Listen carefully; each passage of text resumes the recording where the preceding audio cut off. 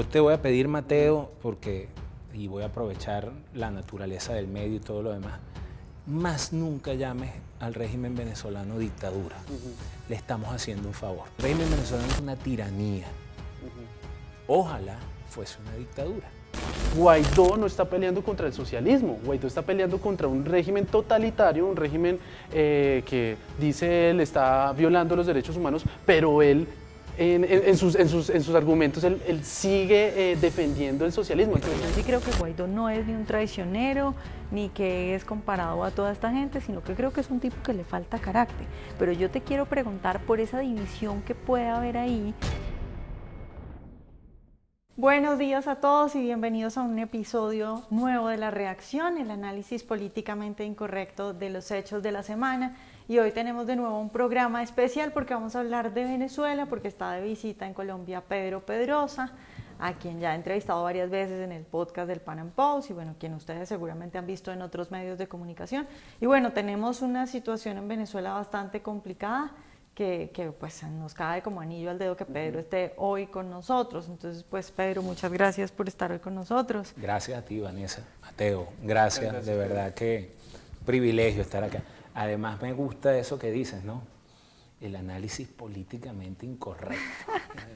Quienes vean mi Twitter, @soypedropedrosa, Pedrosa con S, van a ver que dice en la bio, dice consultor político, enemigo público número 1 de la corrección política, de modo que así es. Vamos bien. Bueno, Pedro, yo empiezo preguntándole a Pedro, obviamente lo que está pasando en Noruega, ¿no? Porque, digamos, la noticia de último minuto es que el gobierno, la gente de Juan Guaidó dice ya se acabó la negociación, no hubo acuerdo.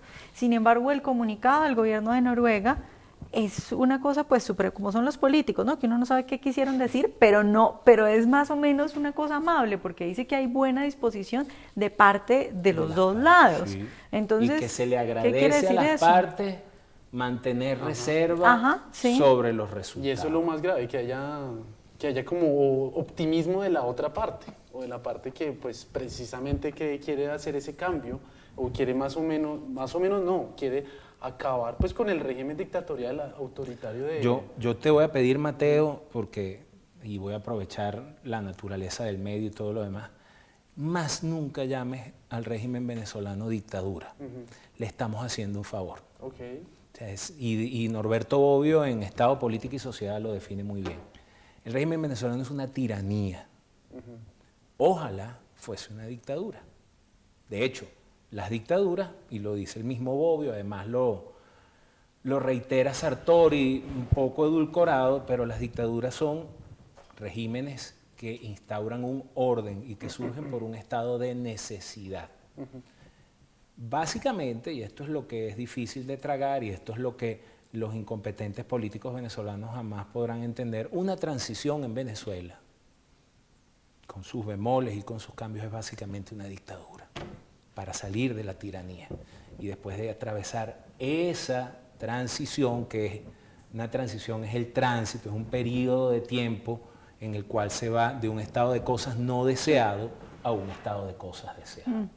Esa transición en Venezuela debería contar con tres pasos mínimos, que son restablecer las condiciones mínimas de seguridad para el ciudadano en Venezuela, estabilizar la economía a nivel macro y reinstaurar la república, reinstalar la república, para que una vez exista una república se puedan ir a elecciones democráticas, libres,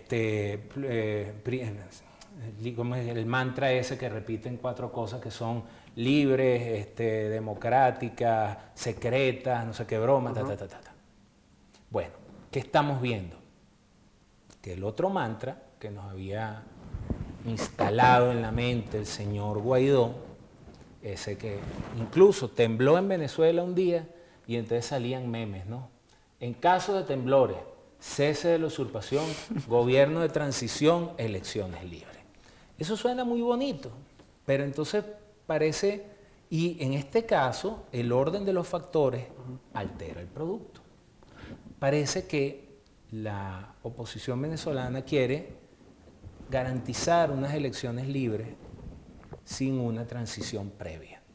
Y eso lo único que va a hacer es cambiar los rostros de los actores, pero Venezuela va a seguir siendo el mismo desastre. Y yo quiero aquí preguntar una cosa, y precisamente eso nosotros en otros programas hemos hablado, que la transición nunca va a ser como los idealistas dicen, de que no, va, como usted lo dice, una tiranía, que la tiranía va a pasar a la democracia.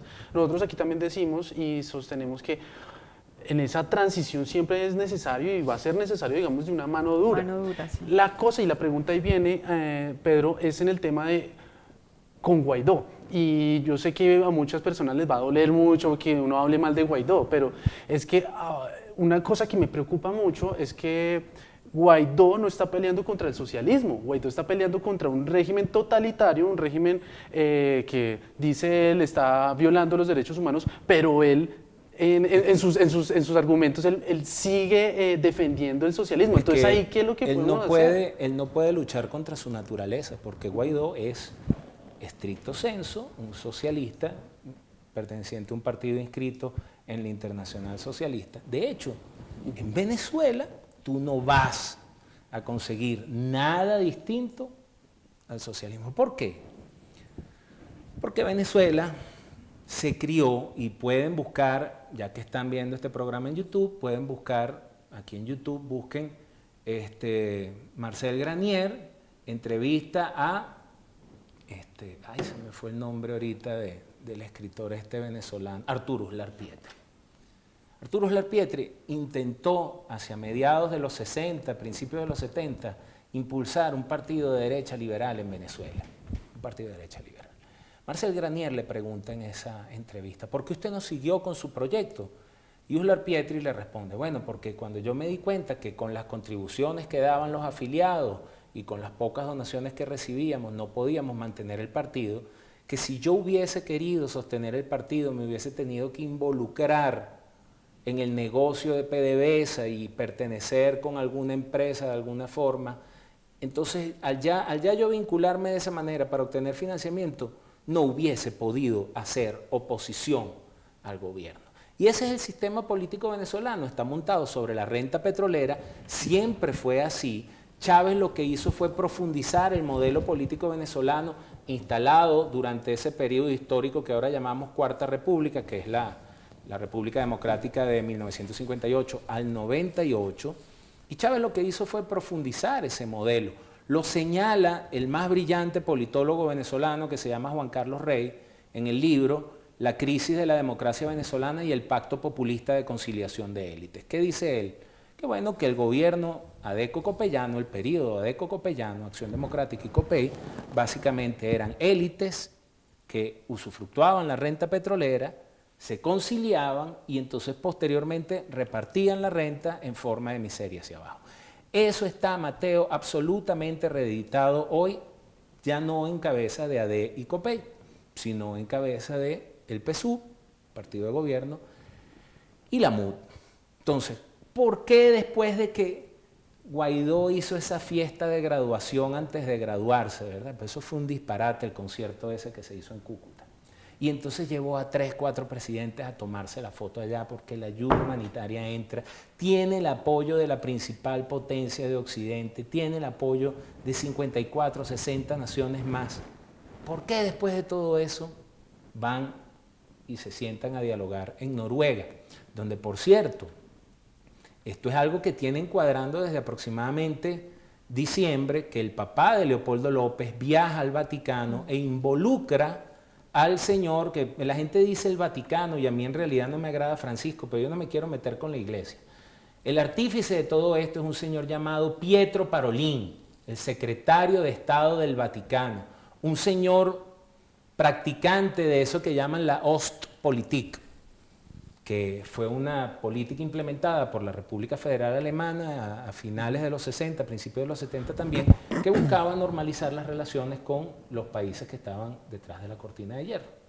Básicamente, ¿en qué consiste la Ostpolitik? Y Pietro Parolin lo demostró muy bien en el Acuerdo de Paz en Colombia y acompañando a Obama en la reapertura de relaciones entre los Estados Unidos y Cuba. ¿En qué consiste esto?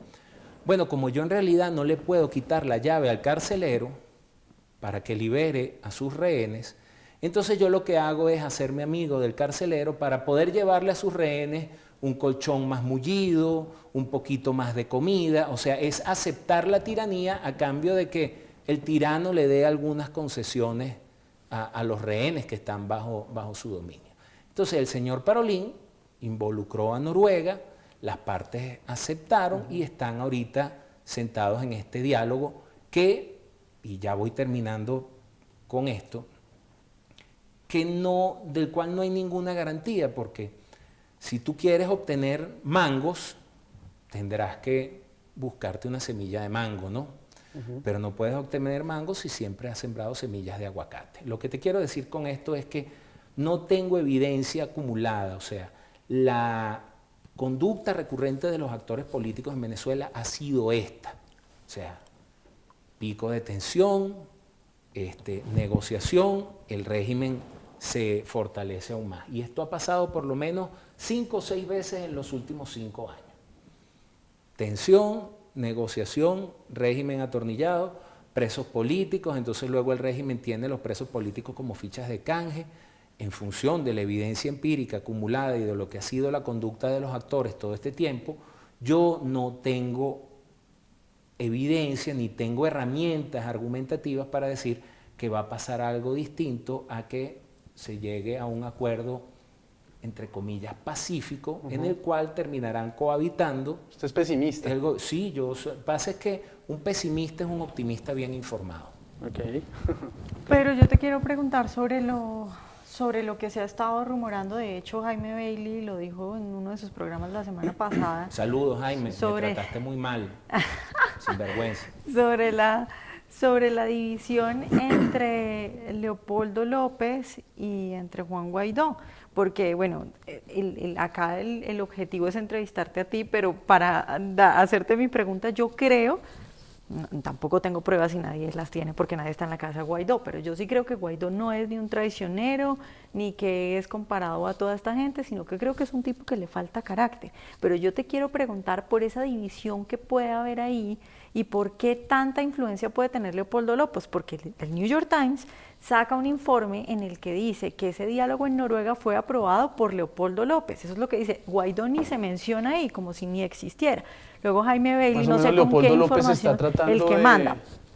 Y luego Jaime Bailey dice, no sé con qué información, a dónde la saca, pero dice, Guaidó, tú tienes que zafarte de Leopoldo y no le hagas caso. Entonces, ¿tú cómo ves esa posible división que plantean? Yo dudo mucho que Guaidó se le vaya a zafar a Leopoldo. Guaidó sabe el rol que iba a cumplir, o sabía el rol que iba a cumplir desde aproximadamente noviembre de 2018. ¿Por qué? Porque, mira, aquí hay algo que todo el mundo está sacrificando. Todo el mundo, desde los Estados Unidos, pasando por Venezuela, Noruega, todo el mundo. Se llama la dignidad humana. La dignidad de los venezolanos ha sido pisoteada de todas las maneras. Y entonces, sobre pretexto de mantener las formas constitucionales, el derecho internacional y toda esta parafernaria que se han creado algunas mentes calenturientas con vocación filantrópica, pues la verdad es que en Venezuela la gente sigue muriendo. Dentro de la Constitución venezolana, que espero que sea derogada en los próximos años, porque es una Constitución extremadamente garantista, ha sido la camisa de fuerza que el régimen ha utilizado para mantenerse en el poder. Dentro de esa Constitución está previsto que, ante la ausencia del presidente de la República, el presidente del Parlamento asume. Eso ocurría ya dándole la prebenda al régimen de que Maduro fue electo en las elecciones de 2013 cuando Capriles desistió, ¿verdad? Pues otro gran error de la historia venezolana, el señor Enrique Capriles. Pero, dice, bueno, su periodo vence el 10 de enero, ya que las elecciones adelantadas el 20 de mayo no las reconoce nadie. Bueno, se venció el periodo, entonces hubo sede vacante, tempore sede vacante, por hablar en términos del Vaticano. Le toca al presidente de la Asamblea Nacional. Bueno, ya en 2018 ya habían dicho, bueno, le toca voluntad popular, bueno, pudo haber sido Rafael Veloz, pudo haber sido Juan Andrés Mejía, pudo haber sido cualquiera otro de los 5 o 6 diputados que tiene voluntad popular. Pero entonces llegaron a un acuerdo de que sería Juan Guaidó. O sea, Guaidó ya sabe esto desde noviembre. Guaidó es criado, amamantado, formado por Leopoldo López. Ha vivido de la estructura del partido Voluntad Popular. De paso, nosotros tenemos una clase política, ahorita que digo que ha vivido, ¿no? Nosotros tenemos una clase política muy mediocre. Políticos venezolanos no han producido un duro en toda su vida. No, pues igual que la de Colombia. Han vivido... No, acá sí hay algunos que son empresarios y hacen sus cosas. A ver, te lo puedo creer, pero a diferencia de Venezuela, y vuelvo al punto anterior, Colombia se mantiene y se ha mantenido a pesar de los 50 años de guerrilla y todo lo demás. ¿Por qué han tenido? Porque el Estado colombiano es pobre, no es dueño. O sea, aquí lo que hay es una clase empresarial dura. Y bueno, y entonces apoyan a un político, a otro, pero la generación de riqueza no es una cosa exclusiva del Estado. No, que bueno, Ecopetrol, sí, pero Ecopetrol primero, ¿cuánto produce? ¿Cuánto aporta? O sea, no es una empresa como llegó a ser PDVSA en algún momento. Yo aquí me viene, digamos, una pregunta y es que, ¿usted cómo ve, digamos, la solución? Y esto lo hemos discutido mucho, muchos dicen que no, que es una intervención militar, que toca hacer una intervención militar desde Estados Unidos, de pronto desde una coalición o una alianza latinoamericana. Yo no lo veo muy cercano, no lo veo que vaya a suceder mañana, ni que vaya a suceder en un mes. ¿Cuál sería, digamos, esa solución? Porque es posible, no sé, de pronto aquí me van a colgar, pero de pronto no es posible, digamos, como porque es que yo no veo de otra manera, es, por ejemplo, si es posible, digamos, un tipo de perestroika a lo Venezuela, en el que digamos, las élites se mantienen, pero ya se acaba el régimen. Es que yo creo aquí, y esto es ya una editorial mía, es que el grave problema de Venezuela y por lo que no le ha pasado a Colombia es que es el socialismo, que las élites venezolanas están aplicando de manera muy bien hecha. Esto va a sonar muy marxista, pero son élites extractivas, o sea, y son élites porque han vivido de eso toda la vida. Entonces uno podría decir, hombre, pues entonces, ¿qué pasaría, digamos, si pusiera, no sé, un experimento a lo perestroika en el que, bueno, las élites se mantienen, pero el régimen como tal, el socialismo, se cambia por otro régimen más liberal, más de economía de mercado? No sé, solamente me gustaría saber. A ver, No, eso es algo que las élites, de paso, la perestroika, viéndola en el tiempo, no garantizó nada, porque tienes tú la Unión Soviética, hoy Rusia, que tiene a Putin que se quita el sombrero, se lo da a Medvedev y entonces luego se lo vuelve a poner, y tiene una economía de libre mercado seguramente mucho más fuerte, pero el control político está en control de las propias élites, ¿no? Mira, yo como aún vivo en Venezuela voy a hacer algunas metáforas, pero ustedes y su audiencia, que son bien inteligentes, me van a entender muy bien. Latinoamérica es un pobre continente, pero es un pobre continente por las mentes de nosotros los latinoamericanos. Desde el Río Grande hasta la Patagonia no hay, consígueme tú, un cementerio de soldados americanos. No existe. No existe, ¿verdad? Bueno, Europa está plagada de eso. Y yo no he visto, por lo menos salvo España y Portugal, desde Francia hasta Polonia, Alemania y un poco más allá, plagado de cementerios de soldados americanos que murieron durante la Segunda Guerra Mundial y en otras intervenciones. Yo no he visto ningún sindicato, ONG, agrupación de franceses quejándose por el día en que los americanos y los aliados soslayaron la soberanía. No, ni veo que hoy Francia sea menos soberano. Por cierto, y por todo el contrario, bastante broma le está echando Francia a los Estados Unidos y la Unión Europea en su conjunto desde hace tiempo. Es más, la Unión Europea es casi como que el sueño mojado de Hitler, que unos cuantos digan qué haces tú, qué hace el otro, y yo te mando tantos emigrantes para allá y tú pones tanto. Bueno, nosotros sí vivimos hablando de un imperialismo yanqui inexistente. Yo no tengo ningún complejo en decir que Venezuela necesita la ayuda de otros países. ¿Por qué? Porque de paso en Venezuela hay una cantidad de vicios instalados que no se pueden atender con la Fuerza Armada que tenemos ahorita.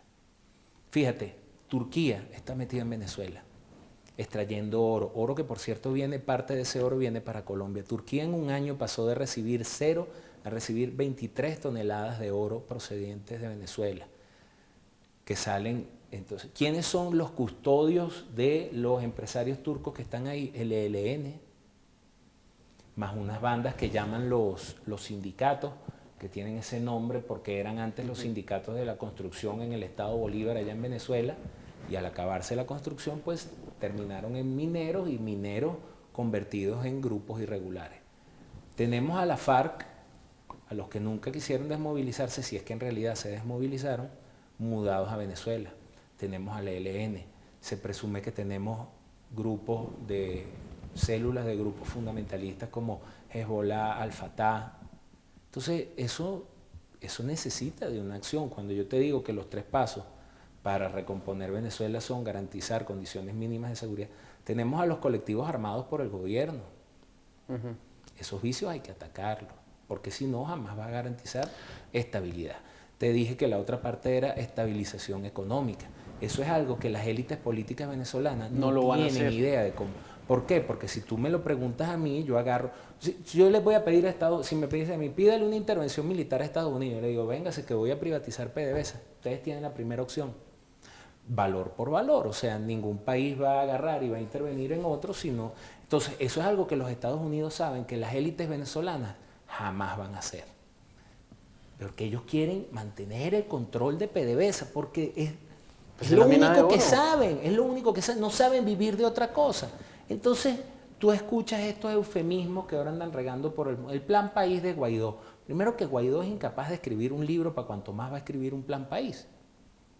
Pero el plan país es básicamente una cantidad de cosas hechas por los mismos economistas keynesianos que arruinaron a Venezuela. No te hablan de levantar control de precios, te dicen que, el control de precios sí te lo levantan, pero dicen que el control de cambio hay que mantenerlo por un tiempo porque hay que estabilizar la moneda primero. No, vale, hay que estabilizar la moneda, caja de compensación y dolarización de una vez.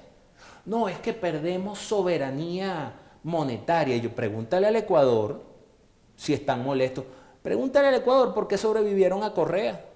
Sobrevivieron a Correa porque la economía estaba dolarizada. Sí. No, es que nos sometemos a los vaivenes de la economía americana. En Estados Unidos de Norteamérica, que es el emisor del dólar, ha habido una crisis monetaria, hay una cada siglo. Ahí está, creo que fue la del 29 y después volvió a haber una crisis en 2008. Entonces, ¿qué hay que hacer en Venezuela? Privatizar empresas básicas de Guyana, acero, aluminio, hierro, mira, los mercados bicentenarios, todos esos que expropió Chávez. Levanta el teléfono y mire, Walmart, le regalo la infraestructura. Usted traiga su know-how y móntelo aquí. Privatizar PDVSA, dolarizar, eso es algo que no entra en la cabeza de las élites económicas. Y es que no va a entrar, y esa es mi gran objeción, y es que yo no veo, no va a pasar, o por lo menos no hay evidencias certeras. Se me juntaron los dos pesimistas. Bueno, ya para cerrar, porque ya se nos cogió el tiempo, sí. Quiero preguntarle o pedirle a Pedro más bien que nos hable, porque es que él vive en Venezuela, que le hable a la gente de cómo viven los venezolanos, porque yo cada vez que le pregunto eso a un venezolano, a pesar de que lo pregunto cada semana, me sorprenden con algo nuevo, porque cada semana cambia la situación. Entonces, ¿cómo vive un venezolano? Bueno, yo no puedo negarlo, yo por la naturaleza de mi trabajo soy un venezolano afortunado o privilegiado. Sin embargo, no escapo a... ¿Por qué soy privilegiado? Bueno, porque puedo pagar una universidad en Venezuela. De repente en otro país no la puedo pagar. ¿Por qué soy privilegiado? Bueno, porque puedo conseguir en el mercado negro cosas que no se pueden conseguir en el mercado venezolano. Para que ustedes tengan una idea, un huevo, una postura de gallina, cuesta en Venezuela, sí, claro, porque no vaya a ser que le den otra connotación. En Venezuela le dan otra connotación a esa palabra. Una postura de gallina cuesta lo que cuesta una gandola, un cisterna de combustible, de gasolina de 95 octanos en Venezuela. O sea, las distorsiones a la economía venezolana son bárbaras. Entonces, el control de precios, ¿verdad?, que es la forma ficticia como el gobierno trata de hacerle creer a la gente que las cosas están baratas, genera escasez.